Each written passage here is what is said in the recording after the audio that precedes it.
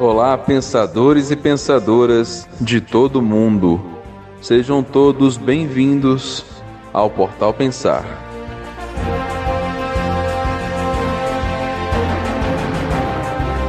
Hoje estudaremos a vida e a obra de Pietro Baldi. Venham todos, vamos juntos nesta jornada histórica.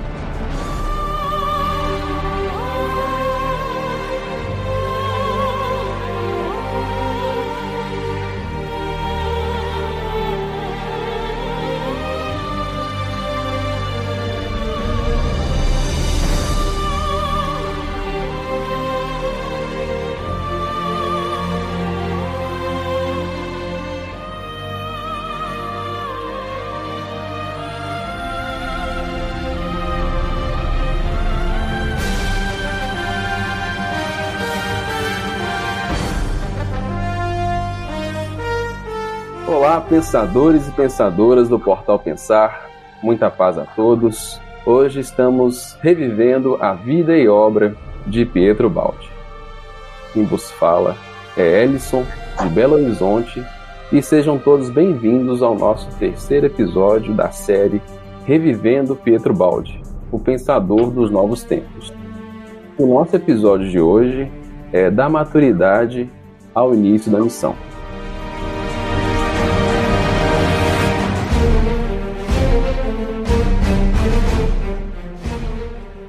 Compondo a nossa equipe de gravação aqui do nosso episódio, nós temos convidado especial e o nosso amigo Roner. Olá, Roner. Olá, Ellison. Vamos para mais um episódio e eu não sou tão ilustre assim, eu sou apenas um estudioso, né, como qualquer um aí. Muito bom, Roner. E agora vamos, antes do episódio, vamos para os e-mails e recados.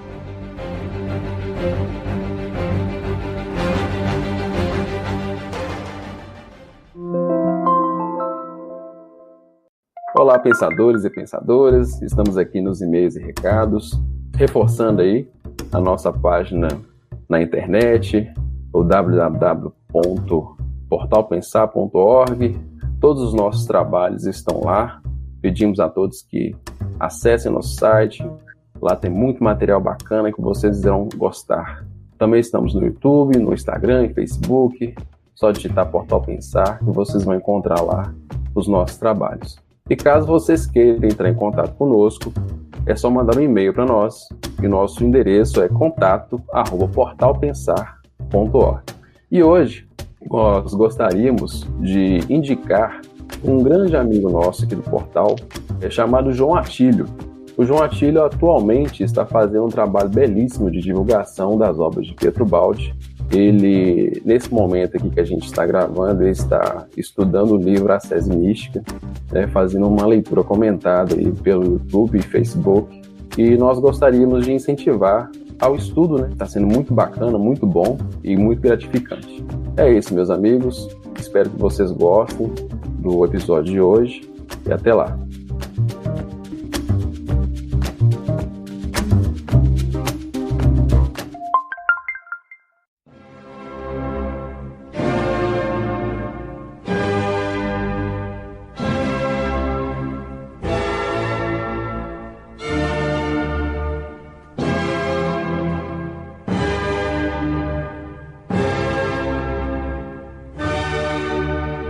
Meus caros pensadores e pensadoras, o episódio de hoje da maturidade ao início da missão. Só que antes da gente entrar propriamente dito nesse episódio, vamos fazer uma recapitulação rapidinho aqui do episódio 1 e do episódio 2. No episódio 1, nós fizemos um palco, uma ambientação a respeito da Terra, da investida que o plano espiritual fez em relação à evolução do nosso planeta. Foi mandado inúmeros iluminados aqui no planeta para que a gente possa, né, alavancar a evolução do nosso planeta, da nossa humanidade. Então nós demos inúmeros exemplos aí de personalidades que estiveram nessa época do século XVIII, XIX, XX, para ambientar, e isso resultou numa revolução industrial, numa revolução francesa, que fez com que alavancasse aí o processo evolutivo nosso. No episódio 2, nós já partimos para o nosso pensador, propriamente dito, né, Pietro Baldi, e aí nós contamos onde ele nasceu, a cidade que ele veio, a família, como foi a sua estruturação familiar, seus irmãos, como foi a sua formação técnica. Ele chegou a formar em jurisprudência, né, que hoje a gente chama de direito, formou em direito, também formou em piano. E quando a gente vai lá para 1911, ele está completando seus 25 anos, ocorre o processo de sua maturação, e é fechado um ciclo aí de 20 anos, e aí ele chega a um patamar técnico e espiritual de muito estudo, de muito aprofundamento a respeito da vida. E aí a gente vê que ele é detentor e conhecedor de muitas línguas, né? Falava o inglês, o francês, o alemão, conhecia bastante sobre o latim, o grego. Ele estudou por conta própria filosofia, ciências de diversas correntes religiosas e adotara como hobby, como uma forma de expressão da sua arte, a fotografia. Então, basicamente, isso é um resumo da personalidade de Pietro Baldi aos seus 25 anos, em 1911. E aí é o fechamento do ciclo aí, e início do outro ciclo.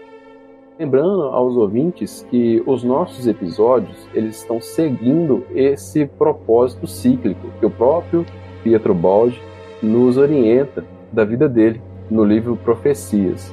De 20 em 20 anos aí a gente tem um ciclo da vida dele. E agora a gente vai entrar no processo de um novo ciclo, que aí combina com o casamento.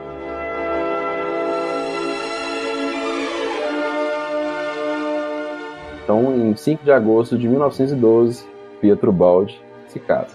Não é isso, Rony? Exatamente. Ele se casa com Maria Antonieta Solfanelli, né? É interessante notar, Wellington, que ele teve uma bênção do Papa Pio X. E isso não era muito comum, ser abençoado pelo Papa, né, no casamento. Né? Então, para poucos, né? Para poucos, exatamente. E ele reuniu, então, um acúmulo de propriedades, né, que ele herdou do seu pai, não é isso? Pelo dote, né, de casamento, e o dote da esposa. Então, várias propriedades, compondo, assim, um contexto de grande riqueza, não é isso? Isso. Agora, outro ponto interessante aí, o Ellison, é que em 1911, né, de 1911 a 1931, encontrar aí, então, esse ciclo, né, de 20 anos, que vai dos 25 de idade aos 45, né? Segundo o Baldi, esse foi o período mais obscuro da sua vida, porque ele possuía as suas faculdades, né, as suas faculdades espirituais, e ele devia sofrer o peso dessas faculdades, né, devia, como ele mesmo afirma, pagar o preço dessas faculdades. Quando o ser tem forças dentro de si, essas forças querem irrefreavelmente se manifestar e agir, né? Então, o detentor dessa força deve aprender a manejar e dominar essas. Então, esse período, ele não teve trégua, foi muito difícil para o Baldi, ok? Um período de lapidação, né? Poderíamos dizer assim, né? Um período de lapidação. Ele percebeu, certo, que precisava de compreender e resolver o problema do conhecimento. Ele não podia agir segundo a sua percepção, a sua personalidade, né? Ele não podia agir senão depois de sentir claramente orientado quanto ao funcionamento do universo que nós vivemos, entendeu? Essa premissa era importantíssima para ele agir com consciência. Ele não conseguia tomar decisões se ele não conseguisse dentro de si responder pelo menos aquelas questões fundamentais, não é? As respostas às perguntas comuns aí, né? De onde eu venho, por que eu estou vivendo, para onde eu estou indo, por que eu estou sofrendo, né? Então, ele precisava dessas respostas. Então, é por isso que foi um período muito difícil para ele. Na busca do conhecimento, né? Na busca dessas respostas, ele procura a ciência, né? Mas a ciência, com seu objetivismo, presa na sua experimentação, né? Ela não possuía, como não possui até hoje, conclusões que pesem suficientemente no campo da espiritualidade. À exceção dos tempos modernos aí com a física quântica, né? Que abriu um leque de possibilidades para as forças ocultas, né? Mas então a ciência pertencia, como pertence e permanece no relativismo, e não sabe, ou não sabia na época, atingir os princípios que o Baldi tanto procurava. O Baldi procura também no seio das religiões. Ele busca as religiões, mas também não encontrou respostas. Certos conceitos religiosos tornavam Deus injusto, e o Baldi também não pôde satisfazer as suas indagações, nem na ciência e nem na religião. Foi por volta de 1912, por volta dos 26 anos, que ele aqui tem um contato com Allan Kardec. Descobre o Livro dos Espíritos e o Livro dos Médiuns. Nessa época aqui foi uma certa euforia dele, né? Eureka, achei, né? Estava tão carente e buscando esse anseio espiritual aí que teve, em primeiro momento, aí, um conforto, né? Uma resposta. Aí. Exatamente. Antes disso, porque veja bem, o Baldi ainda estava nesse processo de maturidade, ele ainda estava naquele preâmbulo, naquela fase inicial de ouvir a si mesmo, de buscar em si mesmo as respostas. Até então, ele estava ocupado com a vida comum, eram muitas propriedades, um patrimônio imenso, e isso ocupava muito tempo, ele não se sentia bem com isso, não é? Mas ele nutria esse imenso anseio de se conhecer, de encontrar essas respostas, procurava essas respostas, e quando ele então leu Kardec, ele teve um consolo muito grande, porque Kardec poupou Pietro Baldi de uma procura, né? Ou seja, Pietro Baldi já parte de Allan Kardec, você entendeu? Uhum. E ele aproveita o contexto da doutrina espírita de uma forma muito gratificante, né? Ele demonstra todo o seu reconhecimento a Kardec. É aquela frase que o Newton usa, né? Assim, isso pude ver mais longe porque subi no ombro de gigante. Kardec adianta coisas que ele, se tivesse de fazer sozinho, iria gastar um tempo muito grande. Exatamente. Então, ele apanha um conteúdo imenso com Kardec, não é? Mas, ainda assim, ele queria ir além. Ele precisava ir além. Como nos fala próprios biógrafos, historiadores aí da vida de Ubaldi, né? Ele teve uma visão lá na ilha de Falconara, então ele já percebeu em si uma potência. Ele sentiu que ele era chamado a realizar um trabalho muito grande, e então só restava ele descobrir por si mesmo esse além, o que ele procurava, certo? Ele descobriu muitas verdades, estudou muito, essas verdades eram fragmentárias, ele percebeu que precisava rejuntar todos esses fragmentos, mas ele precisava de percorrer todos eles, mas ser livre, certo? Tanto é que Pietro Baldi não se filiou a nenhum regime sectarista, não é isso? A nenhuma religião. Ele encontrou várias verdades fragmentárias, precisava de uma síntese, ele sentia que esse era o seu trabalho, mas ele precisava ser livre. Por quê? Porque se ele se apegasse a algum sistema, seja filosófico, religioso ou sectarista, ele não poderia ir além, você entendeu? Se ele ficasse preso nas riquezas e comodidades, nos labores intelectuais que as ocupações de uma vida de casado e dono de patrimônios impera sobre o ser, não é? Ele também não ia conseguir cumprir a sua missão ficaria tendenciosa, né? Com essas influências, né? Sem dúvida. E a questão da universalidade e imparcialidade, que é um grande lema da vida dele, né? Ficaria comprometida. Ficaria comprometida, exatamente. Então o Baldi precisava ir além, e ele só conseguiria ir além sondando a si mesmo, interrogar o espírito através da intuição, não é isso? Então o Baldi precisava observar diretamente o funcionamento do universo para descobrir o seu significado, o seu objetivo. O Baldi sentia pela sua intuição que o universo devia ser um sistema de leis, e que a ordem que dimana dessas leis somente podia ser a manifestação exterior da causa universal que nós damos o nome de Deus, né? Então, essa verdade devia ser a expressão do pensamento. Olha para você ver, o Baldi chegou a essas conclusões naquela época, lá no início das suas visões, das suas elucubrações. Depois de tantas buscas, né, ele chegou a esse tempo lá naquela época. Inclusive, ele vai trabalhar nisso, né, Rony? A gente está em mais ou menos em 1927, entre 27 e 31, aí, que é o processo que ele busca atrás dessa unificação, né? Após a visão que ele tem em Falconara. Agora, Rony, você está trazendo um lado muito interessante, que é o aspecto íntimo, né, dele. Isso. E a gente tem a parte exterior, vamos colocar assim, da família, das obrigações como esposo, como pai, como filho, né? A questão que você colocou no início aí da questão das propriedades. É um contraste muito grande, né, entre duas realidades diferentes. A gente vai ter nesse período aí de lapidação, ele também é convocado para a Primeira Guerra, vai ter contato com o sofrimento humano, né? Ele é motorista, né, de enfermos e de oficiais de alta patente. Enfim, né, é um processo de experimentação que ele vai vivenciando aí para tirar a essência, né, a essência mais interessante aí de um aprimoramento do ser em si, né? Sim.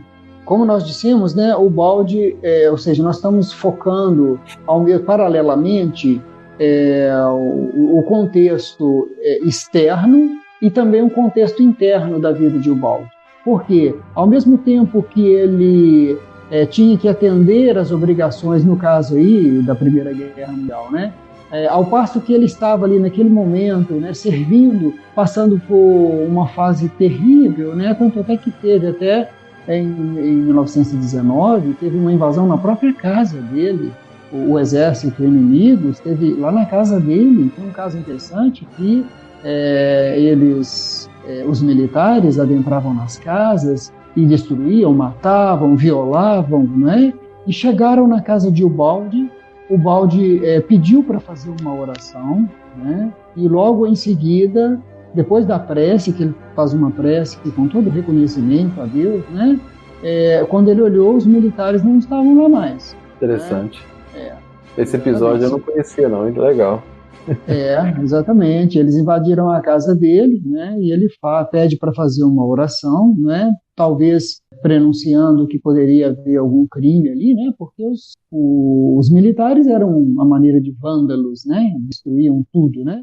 E, no entanto, o Cristo, as vibrações do Cristo protegeu o Ubaldi. É preciso lembrar que o Ubaldi ele sempre teve um amparo direto do Cristo. Cristo e São Francisco, essas posições que nós falamos das propriedades, da riqueza, que ocupavam tanto tempo de Ubaldi, é porque ele tinha um espírito franciscano, né? O espírito do Evangelho, né, estava vivo em Ubaldi. Então, como que ele poderia permanecer nesse ambiente? Entendeu? É bem complicado, né? Você falou que esse episódio aconteceu em 1919, né? Em 1919 a gente vai ter aí também o nascimento da caçula dele, né? A Agnes, que vai acompanhar ele aí a vida inteira, né? Praticamente, sendo um grande apoio para ele. Ele perde em 1909 uma filhinha, Vincenzina, tinha 2 anos de idade. Então foi uma época bem cheia, né, de acontecimentos aí, com o intuito de maturar, né, a pessoa em si. Exatamente. Então, outro grave problema que apresentou-se a Pietro Ubaldi, né, é que logo depois de realizar todos esses estudos, paralelamente a esses acontecimentos exteriores, né, que ele jamais deixou de estudar, de procurar essas verdades, né, de sondar o plano universal, não é? Ele devia também saber enquadrar nesse plano do universo, né, da criação, o grau de evolução que o Ubaldi já havia adquirido não permitia para ele agir inconscientemente. Para obedecer à lei da vida, ele precisava conquistar esse conhecimento, ele precisava de se guiar com orientação, ele tinha a necessidade de consciência dos seus próprios atos, uma consciência profunda, completa, né? Que se harmonizasse com a consciência do funcionamento universal. Olha para ver, tudo que o Ubaldi nos traz no seu campo íntimo, ele procura resolver as questões universais. Por quê? Porque era essa a missão dele, trazer a síntese, porque todos os problemas, Ellison, todos eles que você puder imaginar, que nós sofremos, ou que já passamos, ou que iremos passar, nenhum problema é resolvido se ele não se enquadrar no contexto da evolução universal. A visão de Ubaldi via o todo como uma coisa só. Se você não souber a diretriz máxima, os mínimos detalhes vão ser prejudicados. Você entendeu? Ele via a engrenagem toda, ele via as causas. E nós, infelizmente, procuramos apenas efeitos. Queremos as soluções imediatas, das coisas pequenas, e nos passa despercebido o contexto maior, né? Então, mesmo vivendo essas provas difíceis aí, da Primeira Guerra, essa fase atribulada, o meio que ele estava vivendo, a prova da riqueza, que para ele era horrível, por causa de que a sua sensibilidade, né? O Ubaldi tinha uma sensibilidade muito grande. E com a riqueza nas mãos, essas grandes propriedades que tinha, né? Atraía as pessoas que tinham uma vibração que, segundo o Ubaldi, exalava um odor horrível, entendeu? Uma vibração espiritual horrível. Eu não sei se você já ouviu falar do São José de Cupertino, né? Não um santo da Igreja Católica, mas o chamado santo que voava, né? Ele tinha essa faculdade também de sentir o cheiro espiritual das pessoas, da vibração espiritual das pessoas. Então, as pessoas que se aproximavam de Ubaldi por causa da riqueza exalavam um odor fétido, e aquilo era repugnante para Ubaldi. Imagina só, que coisa horrível, né? Então, a par de tudo isso, ele perguntava, mas por quê? Então, ele precisava se conhecer, ele percebeu em si essas faculdades, precisava entender o seu contexto no destino maior, o seu destino individual. Se ele não conseguisse solucionar isso na sua cabeça, ele não conseguiria ir adiante. Então você vê que era um período muito atribulado. Esses 20 anos. Essa ânsia de entender e satisfazer o questionamento é muito interessante e muito forte na vida dele.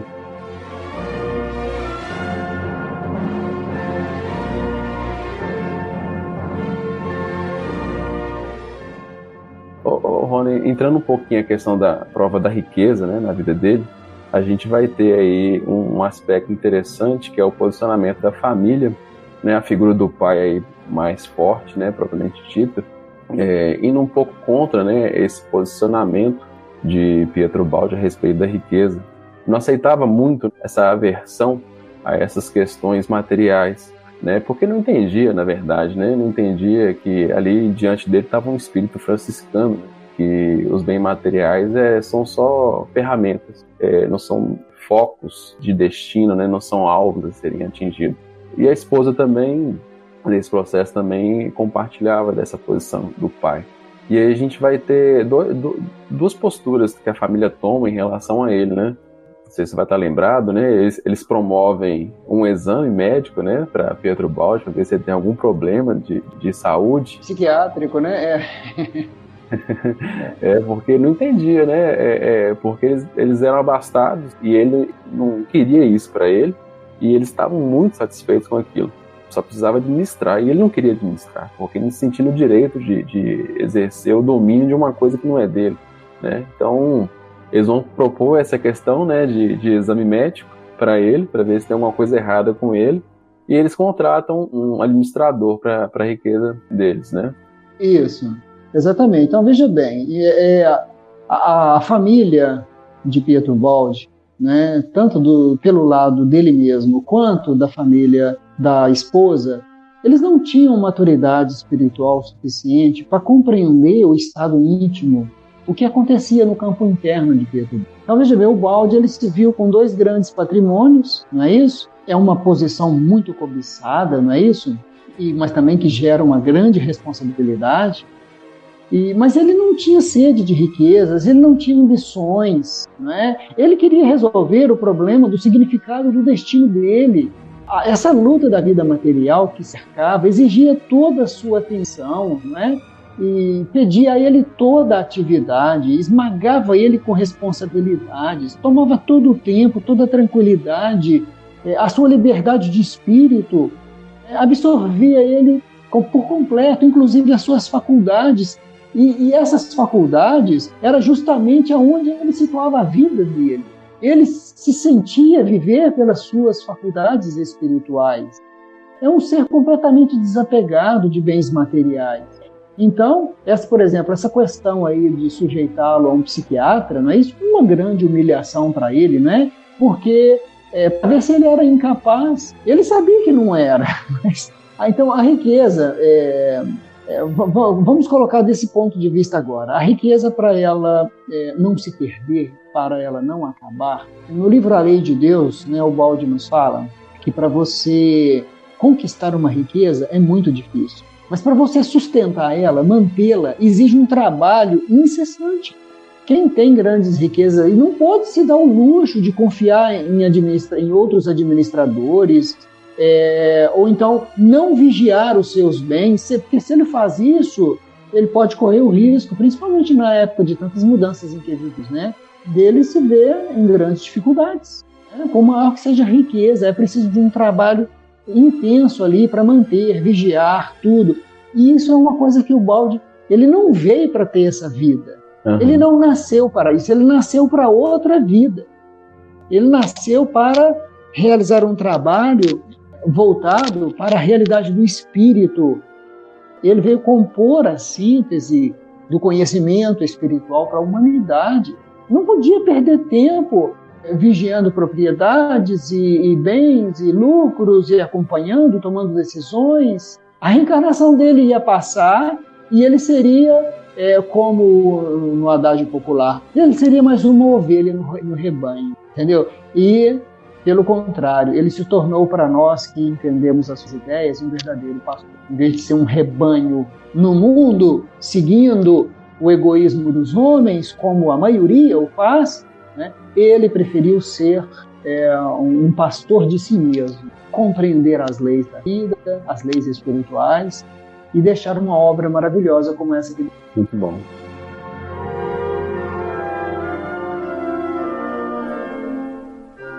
E aí, em 1927, nós temos o desencarne do pai dele, né? E isso foi o estopim para ele tomar a postura de fazer o voto de pobreza, relegar essa questão material e centralizar a sua vida em relação a esses bens materiais, né? Então ele toma a postura de pegar todos os bens que estavam circunscritos a ele, passa para a família, para a esposa e para os filhos, assume a postura franciscana, né, que ele já tinha vivido anteriormente, e começa o trabalho espiritual propriamente dita, né, Rony? Exatamente. Então, inicia para ele com essa renúncia franciscana, não é isso? Para ele foi um momento adequado. O seu pai desencarna, ele ia receber mais outra herança, e isso foi em 1927. Ele, então, transfere para a família todo o seu patrimônio, né? Era muito difícil de tomar essa decisão. Por quê? Porque os familiares, eles estavam muito bem alojados. Os familiares não pensavam como o Ubaldi. Eles não tinham essa maturidade. Eles estavam muito bem como estavam. Era o Ubaldi que estava se sentindo deslocado nesse contexto, né? Então, como ele queria viver para o Evangelho, o ensejo da desencarnação do pai dele e o desagrado da família em relação ao modo como ele estava conduzindo os negócios, né, foi a válvula de escape para ele abrir mão de todos esses bens, transferir para a família, não é isso? Ou seja, ele toma uma decisão pessoal, segundo o seu estado íntimo, não prejudica a família. Ele, a bem dizer, atende os anseios da família, já que a família não confiava nele para gerir os negócios, né, porque ele tinha uma postura muito diferente, né, ele era caritativo, ele queria remunerar bem os empregados, queria fazer doações, e essa não é a postura de quem quer segurar uma riqueza, de quem quer manter riqueza, essa não é a postura. Tanto é que o sinal característico daquele que sustém riquezas é, pelo contrário, aumentar a riqueza. Entendeu? E não se desprender fazendo doações. Então, essa reviravolta aí que foi desejada por Ubaldi, não é? Foi o primeiro passo. Ele tinha nascido, queria viver para o Evangelho e realizar sua ascensão espiritual, e esse primeiro passo foi muito bem sucedido, né? Foi uma decisão difícil para ele por causa do contexto familiar. Ele não queria prejudicar a família. Mas aí deu tudo certo, né? Deu tudo certo, entre aspas, porque esse primo da esposa dele, esse administrador, não era muito honesto e não prestava contas, administrava a seu bel prazer, né? Tanto que levou a família à ruína mais tarde, né? Esse é um outro assunto para depois. Mas, a princípio, é preciso destacar que essa foi uma escolha da família. Só num segundo momento é que o Ubaldi solicita ou entrega os bens, assume o voto de pobreza, a renúncia franciscana, só num segundo momento. Ou seja, num primeiro momento, foi a família que tomou essas decisões, entendeu? Foi a família que retirou dele o governo e passou para o primo da esposa. Então, aí aquilo foi ótimo para ele, porque no fundo era o que ele queria, para ele não assumir um karma em relação à família por causa de dinheiro. Entendeu como que foi? Então, ele tomou essa decisão muito justa, muito plena, muito perfeita, com consciência do que estava fazendo, sem prejudicar ninguém. Né? O fato da família ter empobrecido, lá no final da década de 50, né? Ou seja, no outro ciclo de 20 anos que vamos estudar aí, isso aí já é uma questão do administrador e não dele. Não empobreceram por causa dele. Então, ele não criou karma, ele não criou vínculos espirituais negativos com esses outros espíritos familiares por causa disso. É preciso ressaltar isso. Né? E, dando esse passo aí da renúncia franciscana, o Ubaldi, ele tem uma visão como que fosse assim, o coroamento da sua... Ou seja, ele tomou a decisão certa. Entendeu? A visão que ele teve lá na estrada de Paulo Humberto, né? Logo depois da renúncia franciscana, é que ele tem essa visão do Cristo. Cristo e São Francisco de Assis. Imagina só o coroamento da decisão dele. O que significou para ele essa tomada de decisão? Significou abrir as portas para ele aplicar a prática do programa do Evangelho na sua vida, né? Que era a espinha dorsal da sua ascensão espiritual, entendeu? E ele teve a confirmação. Outro ponto interessante, Ellison, que vale a pena notar, é que, a respeito da renúncia franciscana, é que a riqueza, ela não merece uma condenação por si mesma, certo? Quando a riqueza ela é aplicada como um instrumento útil, ela pode gerar empregos, ela pode proporcionar o progresso, a melhoria da vida, a realização do melhor. Então, a riqueza não é um mal em si. O Ubaldi, ele não usa a renúncia franciscana como uma fuga. Não é isso. Ele não estava fugindo disso. Ele tinha uma missão para realizar. E, acima de tudo, a missão era a missão espiritual. A parte material é importante? Sim. Temos que valorizar os bens materiais, as coisas? É claro que temos. Mas é um valor relativo. Porque o primado, ou seja, a primazia, é do espírito. Os bens materiais são importantes, mas tudo vai ficar por aqui, inclusive o nosso próprio corpo físico, né? Agora, o que o Ubaldi condenava era a psicologia da avidez, né? Que gera uma atmosfera sufocante que acompanha quase sempre a riqueza. Está compreendendo? Então, é a mentalidade do homem que envenena a riqueza, e não a riqueza em si. Sem as grandes riquezas, nós não teríamos as grandes obras de engenharia, os grandes investimentos, as grandes tecnologias, nós não teríamos nada. Então, a riqueza não é um mal. O mal é o quê? É a ânsia de adquirir a riqueza egoisticamente, a ambição, né? a vaidade, a avidez. Esse que é o problema, essa psicologia, essa mentalidade. E isso em torno de Ubaldi era uma atmosfera que sufocava. Ele não conseguiria realizar a sua tarefa por causa disso. Então, ele agiu muito bem, e tanto é que foi confirmada essa ação, essa tomada de decisão, pela visão que ele teve. Né? Um grande presente, né? Rony, sobre essa ideia da riqueza, na ocasião do voto de pobreza dele, ele, inspirado pelo esse processo, né, ele vai escrever os ideais franciscanos diante da psicologia moderna, que a gente vai encontrar no livro Fragmentos de Pensamento e de Paixão, que conta exatamente isso, né? A questão que o problema não é o instrumento, mas é o mau uso do instrumento, né? O problema não é a riqueza em si, é sim o que você faz com ela, né?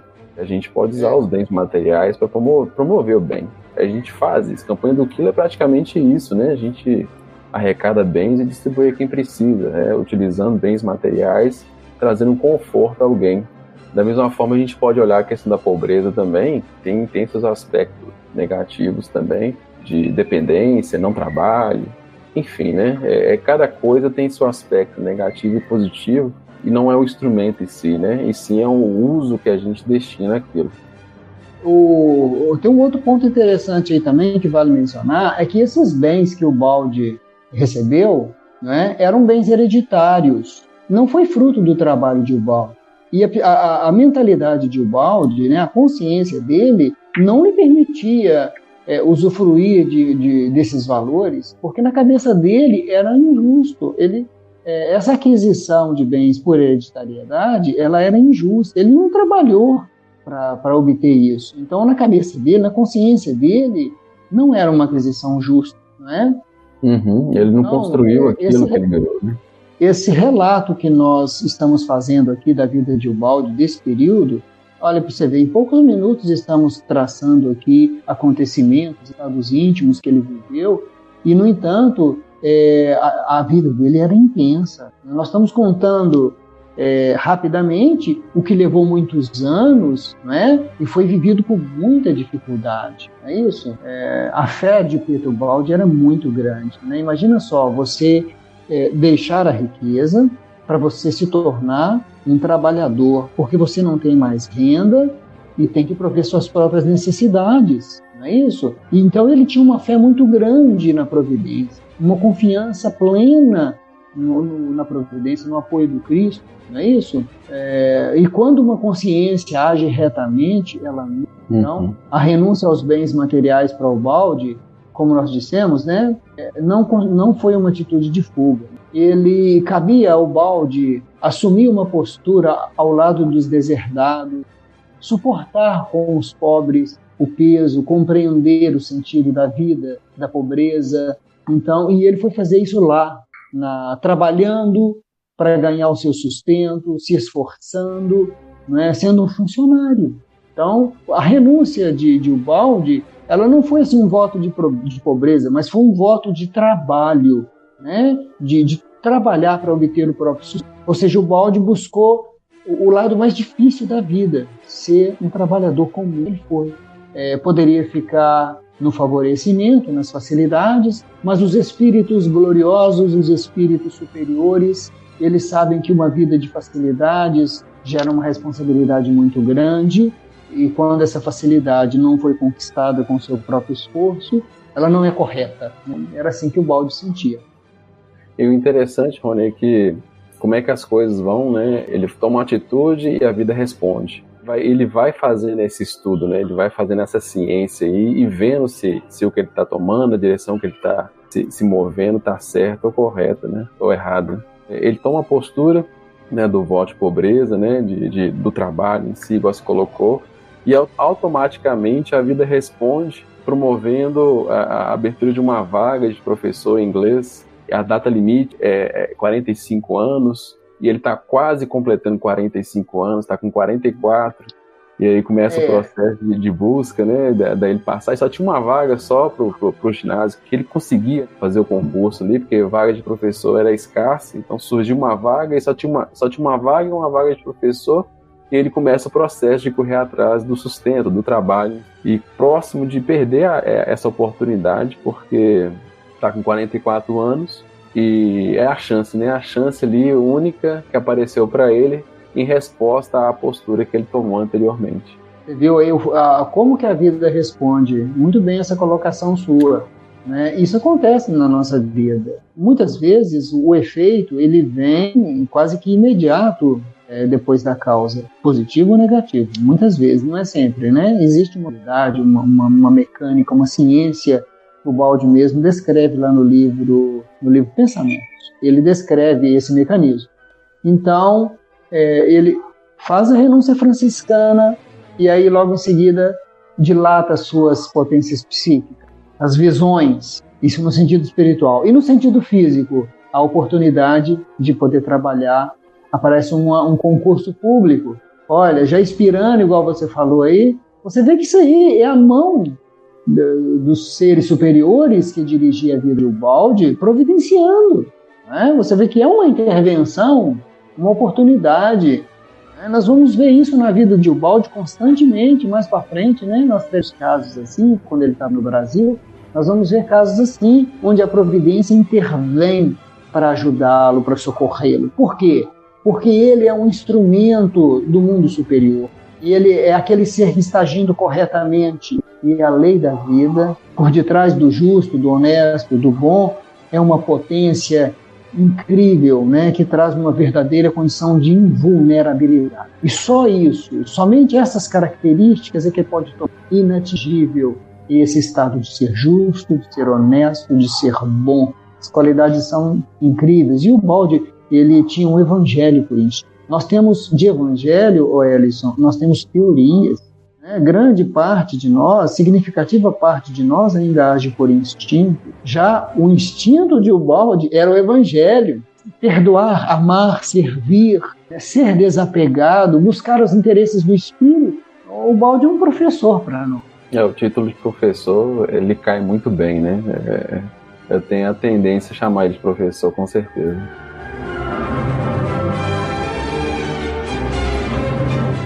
Ô, Rony, a gente está chegando ao finalzinho do nosso episódio. Meu caro, suas considerações finais a respeito? Pois é. Então, veja bem. O Ubaldi, ele sentiu que, falando da esmola, né, que a esmola, que é um problema, a mendicância é um problema social, né, e a esmola é um paliativo. Né? O Ubaldi, ele sentiu que a esmola, ela só é completa quando se toma nos próprios ombros a cruz do pobre. Foi o que ele fez. Ele foi viver com os pobres, ajudar os pobres a carregar a cruz, né? Estar ao lado. Isso é que é empatia, você estar no lugar do outro, colocar-se no lugar do outro. Então, a renúncia franciscana que o Ubaldi adotou, né? Ele se sentiu irmanar com todos, não é isso? Sem distinção. Então, assim, como cristão, ele abriu os braços às fadigas, às dores dos outros, né? Fazendo essas dores suas também. Né? E ele quis, como um cristão, o posto que ele almejou na luta da vida, estar ao lado dos pobres, era um exemplo que ele seguiu do Cristo e de São Francisco de Assis, como sendo uma luz ao lado de Pietro Ubaldi, viveu essa pobreza, né, esse estado. Só que São Francisco de Assis viveu lá no século XII, século XI, né, numa época sem nenhuma tecnologia, numa época sem meios de transporte fáceis, não é isso? Uma época muito difícil. E já Pietro Ubaldi, ele adota um comportamento francês em pleno século XX, entendeu? Com todas as comodidades, facilidades, com todos os recursos, e ele, no entanto, consegue do jeito que seria um São Francisco vivendo hoje. Pietro Ubaldi viveu isso, entendeu? Então, é um espírito desse naipe, dessas condições, que abraçava o pobre, né? São Francisco dava banho nos leprosos, né? Era uma alma doce e pura, né? Cheia de virtudes, que sentia o divino quando ele cantava com os passarinhos, quando ele abraçava as árvores, beijava as rochas, conversava com os peixinhos, amansava os animais ferozes, né? Amansou lá o lobo de Gúbio, né? Então, o São Francisco percebia o divino em tudo. E Pietro Ubaldi não era diferente. Então, como que ele poderia ter uma outra vida se não essa que ele elegeu para si? Ele não poderia deixar passar essa oportunidade na qual ele sublimou a vida. Muito bom, Rony, a gente agradece. Então, chegamos ao fim do nosso episódio de hoje. Desejamos a todos muita paz e com Deus. Muito obrigado.